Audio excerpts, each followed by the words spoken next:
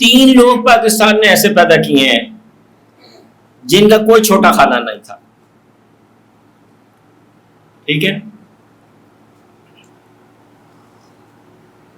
پتہ اس پہ اتنی ریسرچ ہے, ہم نے خود اتنی ریسرچ کی, میں سارا دن اس ٹاپک پہ بول سکتا ہوں. صحابہ کے اوپر ریسرچ کی کہ کون سے صحابی کا سب سے بڑا کھانا تھا. پھر ہمیں وہ نجوم والی حدیث سمجھ آئی کہ دیکھیں اللہ تعالیٰ نے دنیا میں لوگوں کو پیدا کیا اور ہر کسی کا کوئی نہ کوئی ایک بڑا کھانا ڈالا, تو اسے تو اپنی فیلڈ کا کوئی ایک رول ماڈل چاہیے تھا نا. کسی وجہ تو جو فائنینس کا تھا اسے تو فائنینس میں چاہیے تھا.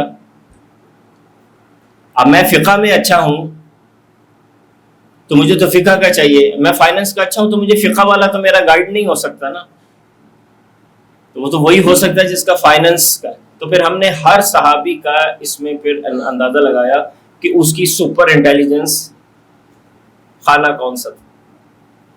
بڑا ہم نے اس پہ بڑے اس پہ ایک جب ہم اسٹوڈنٹ تھے پی ایچ کے, بہت ہم نے اس پہ کام کیا, ساری رات بیٹھ کے نہیں تحقیقیں کرتے تھے. خیر وہ ایک الگ دور تھا. تو پاکستان اور شاذ و نادر ایسے ہوتا ہے کہ کچھ ایسے لوگ پیدا ہوتے ہیں جن کا چھوٹا کھانا نہیں ہوتا, سارے کھانے ہی بڑے.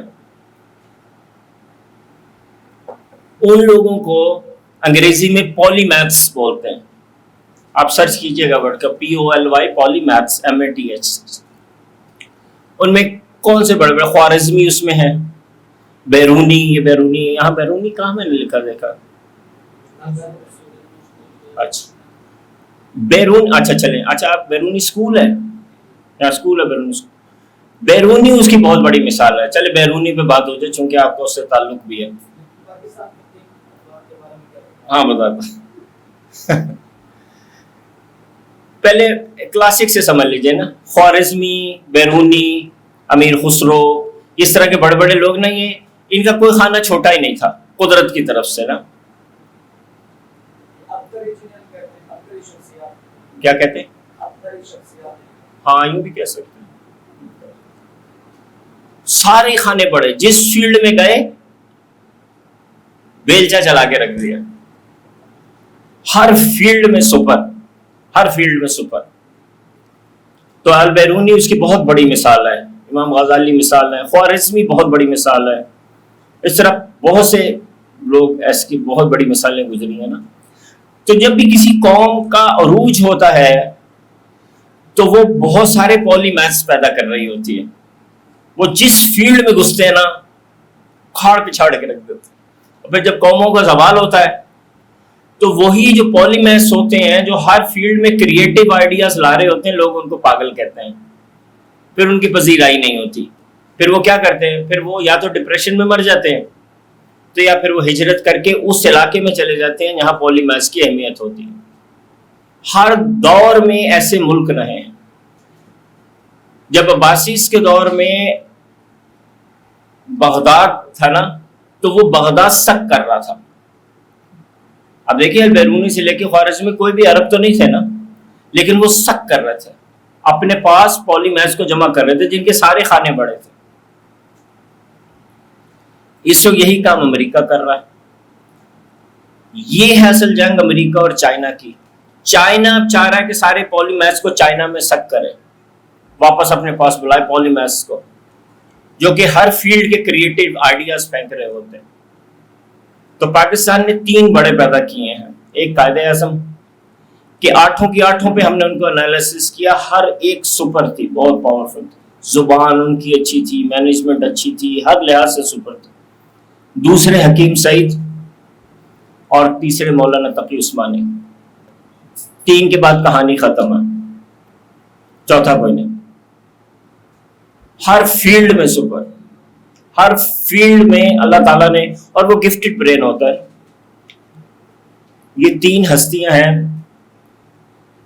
اور ان تینوں کے بارے میں, ان تینوں فیلڈز کے, ابھی تو میں نے ظاہر آپ کو فیلڈز نہیں بتائی, ان تینوں کی, ان فیلڈز تینوں 8 میں اگر میں آپ کو ان کے کنٹریبیوشنز اور ان کی کریٹو ورک بتانا شروع کروں گا نا, آپ شام تک ادھر بیٹھ سکتے.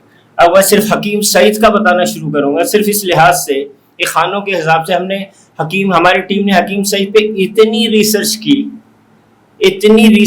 ایویڈنس جمع کرنے کے لیے کہ انہوں نے ہر فیلڈ میں کچھ نہ کچھ کریٹو ورک کیا ہے کہ وہ آپ کو بتائیں آپ شام تک کیا بیٹھے. اچھا جی, تو اب یہ آپ کو پتہ چلانا اپنا بھی اور اپنے اسٹوڈنٹس کا, ورنہ آپ ضائع ہو جائیں گے اور جو بچہ آئے گا وہ بھی ضائع ہو جائے گا. یہ پہلے کرنا آج سے 20 سال پہلے بڑا مشکل کام ہوتا تھا. ہم پین پیپر لے کے بیٹھا کرتے تھے اور سوال ہوتے ہیں, کوئی 80 سوال ہوتے ہیں, وہ ہم کیا کرتے تھے. اور اس کی ٹریننگ میں پاکستان میں پہلا فرد تھا جو امریکہ سے لے کے آیا تھا, پھر بہت سے لوگوں کو سکھایا, لیکن بڑا مشکل کام ہوتا تھا. 50 منٹ 1.5 گھنٹہ گزر جاتا تھا اس میں. اب جناب یہ کام الگورتھم نے اے آئی نے لے لیا ہے. یہ ہے ویب سائٹ پر sonalitymax.com. یہ دیکھیے کوئی ہے, یہ امامہ صدیقی, اس کا کوئی رزلٹ ہے. چلے یہی کھولتے ہیں نا, اس کا رزلٹ آ جائے گا.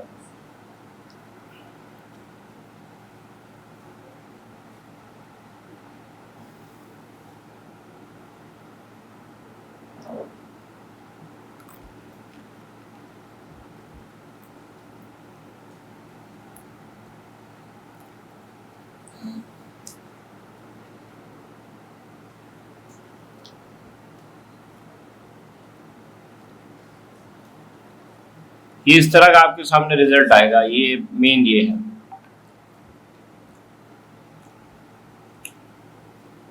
اب آپ دیکھیے, اب آپ کو سمجھ آ گیا نا کیسے اس کے دماغ کا جو سب سے بڑا خانہ ہے امامہ کا. امامہ لڑکی کا نام ہے نا.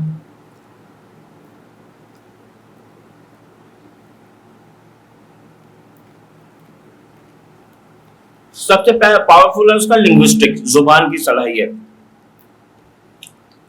لفظ وہی ہے, تخلیقی صلاحیت, یعنی یہ سب سے زیادہ تخلیقی صلاحیت کا مظاہرہ. بس یہ لاک کر لیجئے, بالکل بالکل لاک کر لیں. دوسرے نمبر پہ ہے لاجک, منطق, ہر لحاظ سے. اچھا یہ بڑا اہم سوال ہے. زبان میں بھی 4 ایریاز ہیں نا, 3-4 ایریاز ہیں. ہو سکتا ہے کوئی لکھ کے بہت اچھا ہو. دوبارہ ڈاکٹر یونس بٹ کو اٹھا لیں آپ, لکھنے میں کمال ہے, بولنا اس کو 2 لفظ ٹھیک سے نہیں آتے. بڑی زبردست اس کی مثال ہے. ڈاکٹر ذاکر نائک کو لے لیں, بولنے میں کتنے اچھے ہیں. تحریر آپ کو ان کی کوئی بڑی خاص کوئی چیز نہیں ملے گی. تقریروں کو ہی انہوں نے, غالب ہے, بولنے میں کوئی خاص نہیں, لکھنے میں بہت زبردست. علامہ اقبال ہیں, لکھنے میں بہت شاندار, بولنے میں خاص نہیں. یہ بات, لکھنا بولنا سننا اور پڑھنا, لیکن سننا پڑھنے میں تخلیقی نہیں ہے نا. تخلیقی آئے گی جب آپ بولیں گے یا لکھیں گے, اور اس میں بھی ضروری نہیں ہے کہ آپ بولیں بھی اور لکھیں بھی. اب یہ جو میں نے آپ کو 3 شخصیات بتائی ہیں, آپ تینوں کو دیکھ لیجیے, بولنے میں بھی لکھنے میں بھی. اوریجنل سٹف, اپنا بولا بھی اور لکھا بھی, ہے نا مزے کی بات, کمال بات.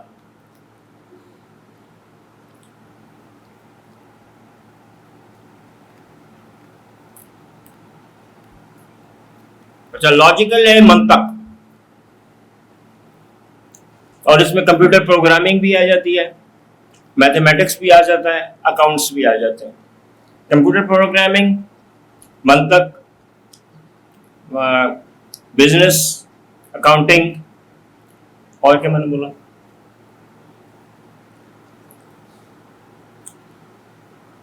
جہاں پہ بھی نمبرز آ رہے ہیں نا, نمبرز جہاں آ رہے ہیں تو وہ لاجک ہے.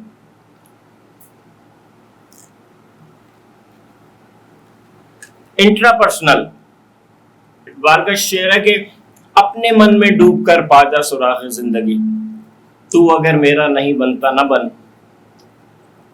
اپنا تو بن.